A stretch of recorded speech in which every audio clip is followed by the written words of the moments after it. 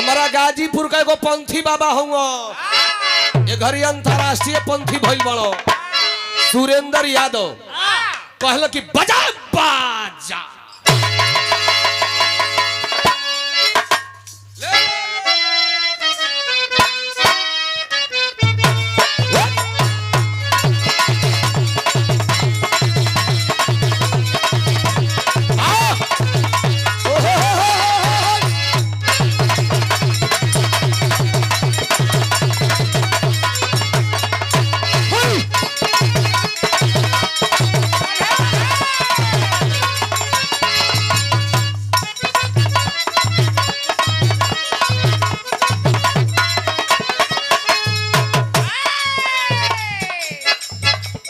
ओइसने रहल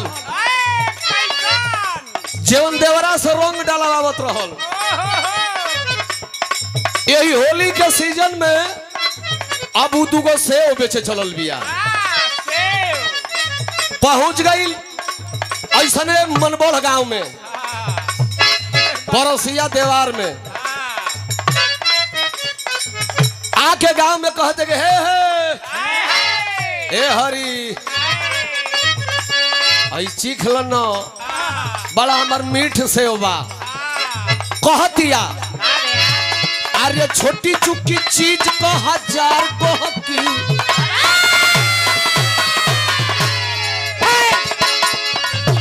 अरे छोटी चुकी चीज को हजार गहकी, चिखले बजे भी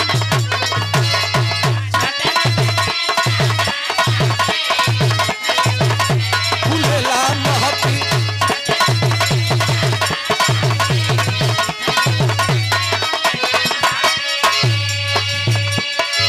अपन दोनों सेव चिखावत हो, उनमें से फटी फटी कट लेबे, जैसे कुजड़वा ना दोकनिया पर चिखावे न सके, ले बड़ा मीठा बा।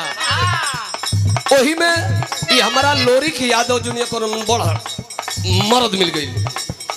कहते है एहो मैंने रखनी हम ना ही चखनी,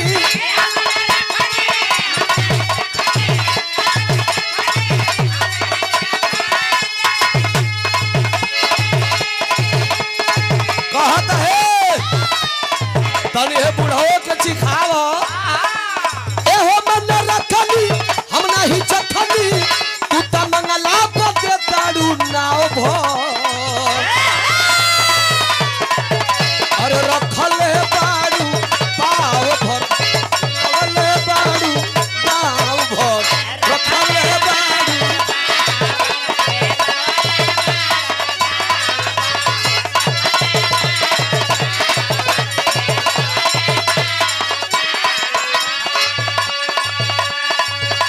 जब ही कुल जना गा दल खेसारी लाल को झटका रहा हो